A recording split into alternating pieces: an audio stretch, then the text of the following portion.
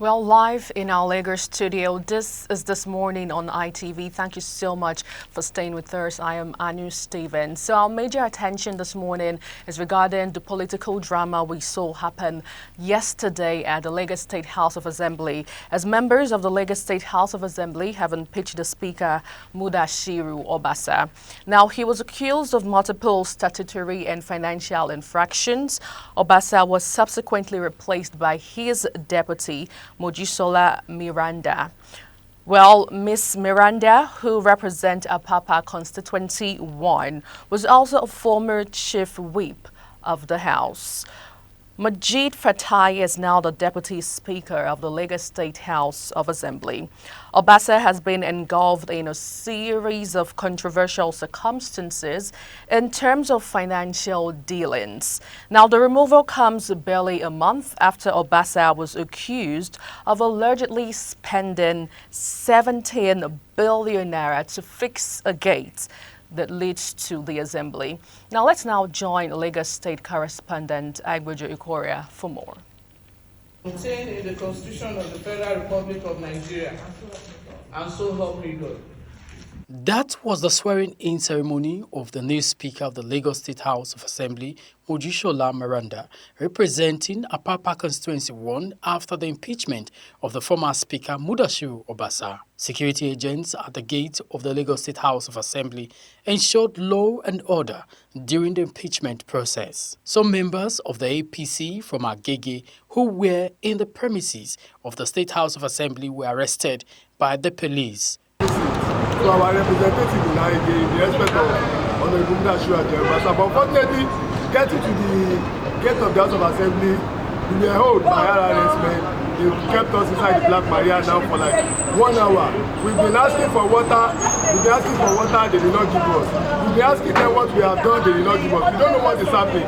Please, we call on Cornelius, the chairman APC, to intervene in this. We call on Asiwaju Bola Ahmed Tinubu, the president of Nigeria, to come to our rescue. We don't know what we've done. New Speaker of the House of Assembly, Mojisola, representing Apapa Constituency 1, though declined camera interview, was protected by heavily armed security personnel. Agbojo Ikoria, ITV News. During the course of everything that has gone up so far, we've seen different videos, old videos of the former speaker being nonchalant regarding his attitude. And of course, let's have a feel of one that happened last year when the governor, Babajide Sanwo-Olu, was to present the 2025 budget. Becoming governor is secondary. It is something that I have not given a serious consideration. Nevertheless, that does not mean I am too young or lack experience to run, whereas those who have been before me are not better off. However, to correct the wrong impression, my concern is about building our party, and whatever we do is mainly for this cause. To the blackmailers, we have to embark on the mission. To the blackmailers who have to embark on the mission to distort and redefine our mission, let me state it unequivocally here. Our intention is to promote our party on the platform of mandate. Also, becoming governor is secondary. It is something that I have not given a serious consideration. Nevertheless, that does not mean I am too young or lack experience to run, whereas those who have been before me are not better off. However, to correct the wrong impression, my concern is about building our party, and whatever we do is mainly for this cause. Was Mudashiru Obasa last year having reaction to some allegation regarding him wanting to run for governor in 2027 here in Lagos State? Well, joining me now to discuss more regarding this from Port Harcourt is Oku Bethel Chimezie Esquire. He is a legal practitioner. He joins me virtually this morning. Good morning and welcome. Good morning. Right, good morning. Now let's quickly get into it. Did you see this coming with everything that's gone on so far in Lagos State? Yes. I saw this coming. It was even delayed.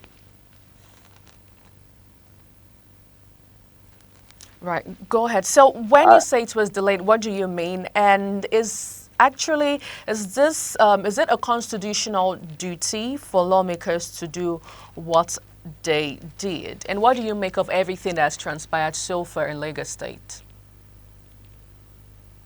First of all, um, as required by the Constitution, the impeachment was a legal one. It was done according to law, as it is. Lagos State, they had 25 members, and 17 members voted for his removal as Speaker. So, the requirement under Section 92 is two-thirds majority. And in this situation, in alliance with what Section 92 had requested, they formed quorum in the House and they impeached him according to the two-thirds majority rule. Now, the grounds for impeachment had to do with financial misappropriations. And as is the procedure on the floor of the House, after the motion is moved for this, let me call it trial investigation based on the allegations leveled against him, a vote is supposed to be cast in the House among all the members, and that was done. He was found guilty, and he would just be a member of the House. Just seems to be an alleged rift between the executives and lawmakers in Lagos State. What do you make of that, and can you run us through it? The issue here now is this. The last budget presentation the governor came to make in the Hello chambers, something happened on that day. It was a wrong move of the speaker. The speaker, knowing that the governor was to come and present his budget for 2025 on that day, should have prepared himself, as is the normal practice across the country. Rather, the governor was seated in the Hello chambers alongside other APC senior citizens and all that, who came as like an entourage with the governor to the house. And they picked them for 5 hours. 5 hours, you keep a governor waiting. I understand, maybe I don't know what his excuse may be, but I just want to imagine that perhaps he's thinking that there is independence of the legislature, right? And that he's the head, he's the alter ego of his own area in the three arms of government in Lagos. That is to say, as speaker, he heads the legislature. Therefore, he comes in when he likes. But it was unnecessary to keep them for 5 hours. Now, let us even assume that there was something wrong, that maybe there was an emergency that made you come late. You could have told your deputy speaker to preside, right? No, you didn't. And then, when you came, you didn't make any apology. It was just as if you kept your children waiting for you. And then when you come, whenever that time is, you will not talk to them as your children. It was not expected of him to act in that manner. After I saw that, I just knew something was going to happen to him very soon. Outside the whole financial misappropriations, he has been doing financial misappropriations since he became speaker. There have been different allegations at different times. Now, would it also be right to say he abused power and he abused his office? Because research has it that he has been there for 10 years now. He started in 2015, and June this year precisely, he ought to be marking rather 10 years in office. Now, would it be right to say he abused power? Because still on what happened last year when the governor was presenting the budget, the former speaker was on dark shade. I don't know if you saw that video, and of course some of his colleagues as well was on dark shade too, which a lot of persons interpreted to be not accepting what the governor brought on board. Now, with all of this thing that's transpired so far, what do you make out of it? on the issue of the dark shade, now, nobody can actually say for certain what is wrong with their eyes. So they may have an issue with their eyes, and they don't want cameras to, have a view of what their challenge may be with their eyes. So that I want to just give it a literal interpretation. I don't want to imagine any other thing. Now, on whether or not the dark shade was supposed to mean that it presented as a budget. Budget is not the governor comes to present. They will deliberate over the budget and pass and give you to law. Like that's it. It's not like because the governor presented this, that means it is a done deal. They will have the opportunity to scrutinize the budget, criticize areas that they don't want, cancel. It's part of their legislative function. So in carrying out their duty, nobody will now say that they were being overzealous or abusing their powers. So do you think this removal, this impeachment has any political connotation to it? Because Of course. there are those who actually feel this has something to do with his ambition to be the next governor of Lagos State in 2027, and perhaps he has angered, the powers that be in the country. What do you make of it? Of course, it has everything to do with the the 2027 election. It has everything to do with it. The video you played, right, before I came up, you will see where he was talking about him being qualified to run for office of the governor and all that. It is said among the wise that in the political terrain, you should always know that anything can happen and you should tread carefully. Now, looking at his situation, everything about being governor in 2027 is now officially dead. It's now officially dead because every preparation he was to make, all the political momentum he's supposed to garner, they have slowed him down drastically by removing him as speaker. That first disgrace is significant to his failure. Now, I don't know whether he will be able to survive even the party primaries and then emerge before we now start talking about to run the election proper. And there are rumors that the son of the president, Sheyi, is also interested in running for office as governor of Lagos State. Now, he has not openly come up to confirm it. I've asked some of his friends whom I know. He has not come up to confirm it that he's running for governor. But they are just that speculation. We just have that kind of speculation. And then there's also speculation that the current chief of staff to the president is also interested in running for office as governor of Lagos State. Now, I was talking to one of my senior friends in Lagos last night, and we were in the conversation along the line, we talked about what other thing could he become outside being governor of Lagos State. He has been Speaker of the House of Representatives. Going to now just become a floor senator, no matter the committee is going to chair, it wouldn't really count much for someone who the office he holds in the way Nigeria runs as the chief of staff to the president. Is even more powerful than some ministers, So I look at it as the only office he can, except he's retiring, right, from politics. If not, the only office he can hold is governor of Lagos State. Nothing else will really, flow with his political growth other than being governor of Lagos State. So that's also another speculation. I'm not confirming. Right. So we will just watch out and see. Of course. So still staying on the speculations, I know just as you said, Femi Gbajabiamila names has been mentioned so far, the son of the president, Seyi Tinubu, also the former governor of Lagos State as well, Ambade's name was also at some point mentioned. But then again, this is just the second year, right, of the second term of Sanwo-Olu. Don't you think it's too early to start having conversation regarding who becomes the next governor of Lagos State come 2027? Let me tell you something. In politics, nothing like it's too early.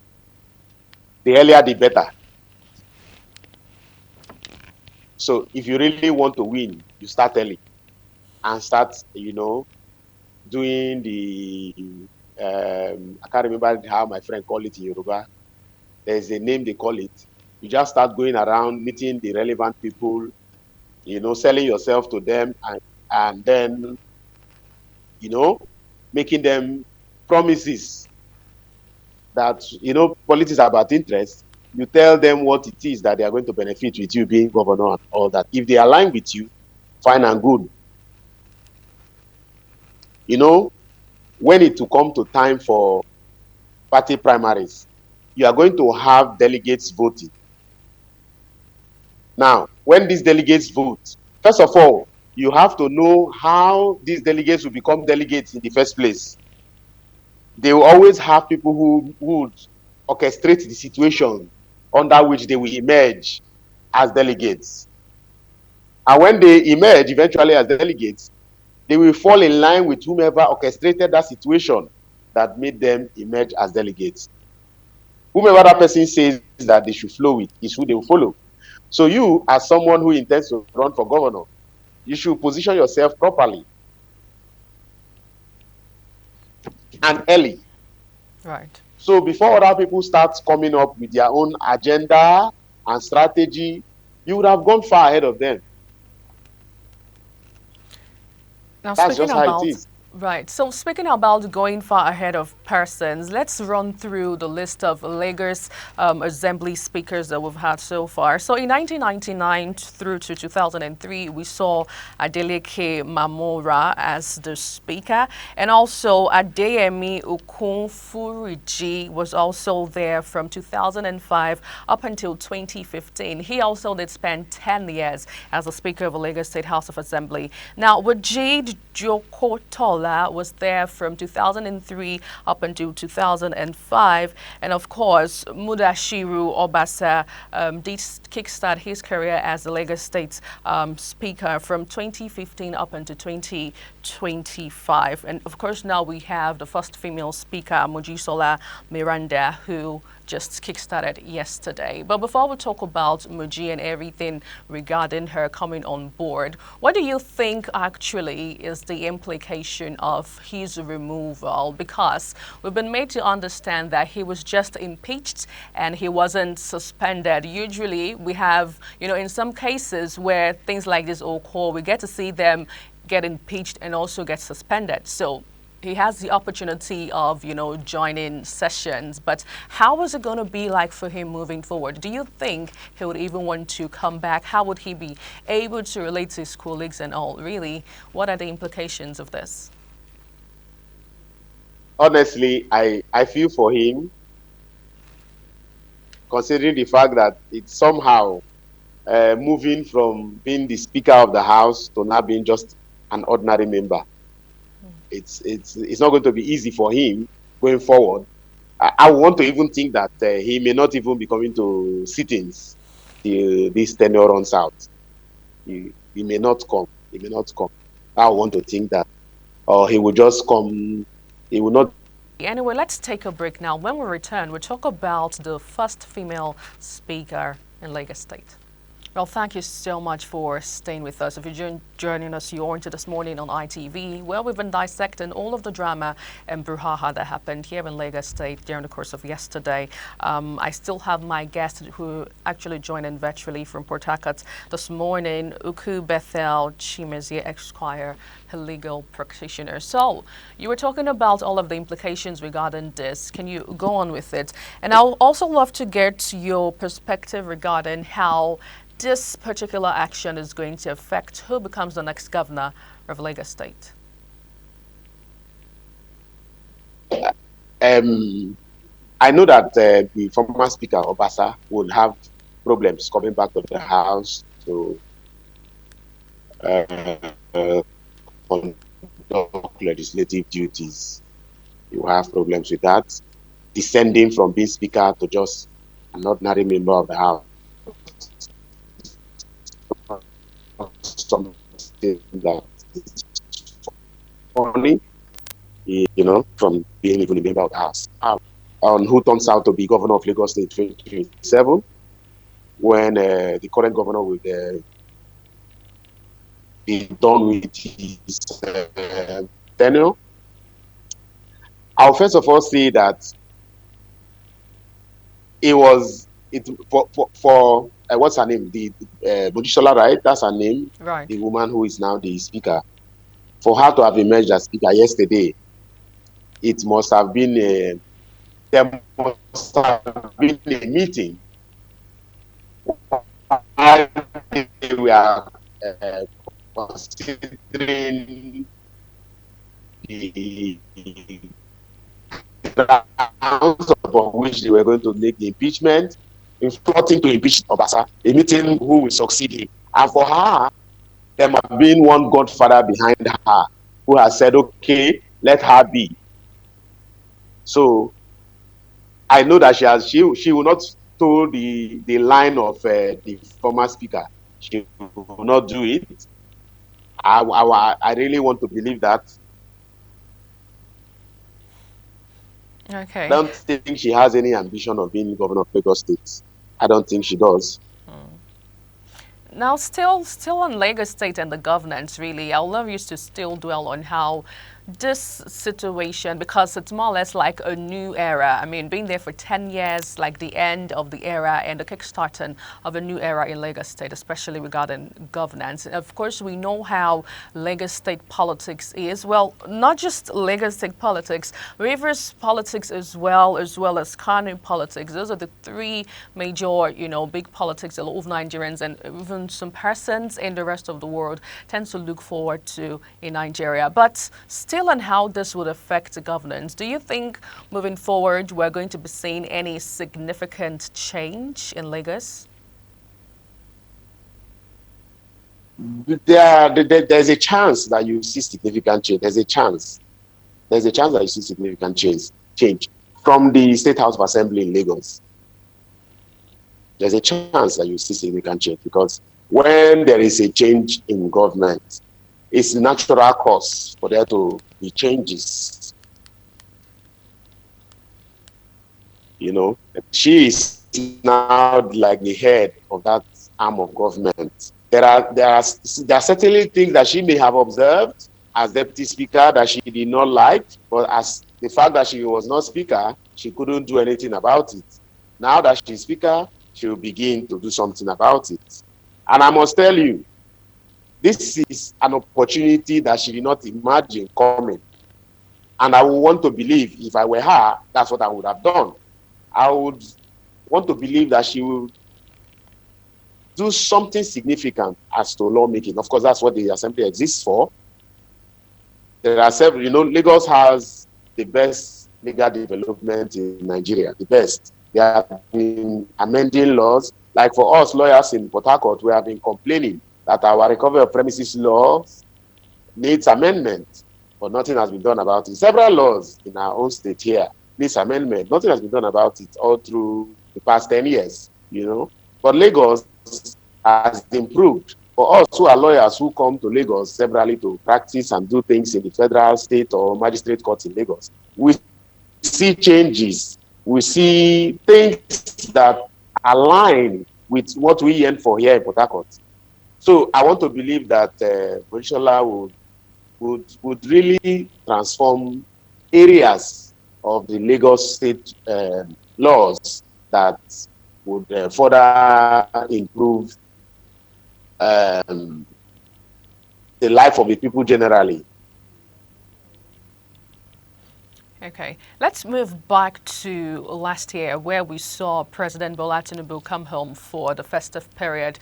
Now, and of course, everyone is also aware that he is the overall boss, so to say, in the APC. Do you think he might have had any intervention so far on how to unravel the situation before this impeachment came on board?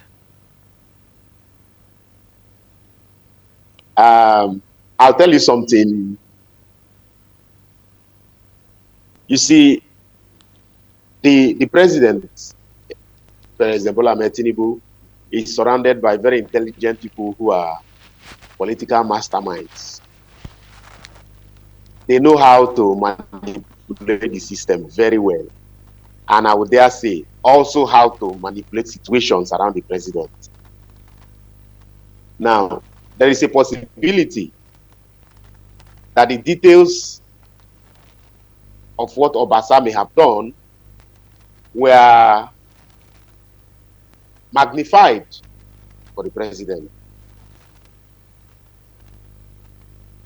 to ensure that he gives a nod. Now, I'm not confirming that the president actually sanctioned the removal of Obasa, but I can tell you, people around the president Okay. masterminded this action. Right. So as we tend to leave the They did. They have been conversation doing here, several other if you things in can the hear country. me Some of them better. the president Right. knows, some he doesn't know. Okay, so as we tend to leave the conversation here, I would just love to get your perspective about Mojisola because a lot of persons say she's humble, she's also from royalty, you know. So we now have here in Lagos State the first female speaker after about 7 male speakers, if I'm not mistaken. So what are you looking forward to see in her time in office? I'm expecting her to just write her name in gold. That's what I expect of her. She should take she should take some time and reevaluate the positions she now occupies and take decisions as to how she would want her name to be written in history, other than just being the first female speaker of Lagos. She should just take some time and think of, after she leaves this office, which she would eventually leave during herself, what would be said of her in history.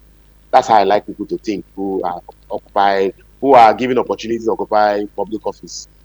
Right. And what's your final take on all of this as we tend to leave the conversation here? I just feel for Basa, I can just tell him he should seek advice from former Governor Ambode on how to realign himself with President Asiwaju. I just feel for him. He shouldn't have allowed it to degenerate to this level.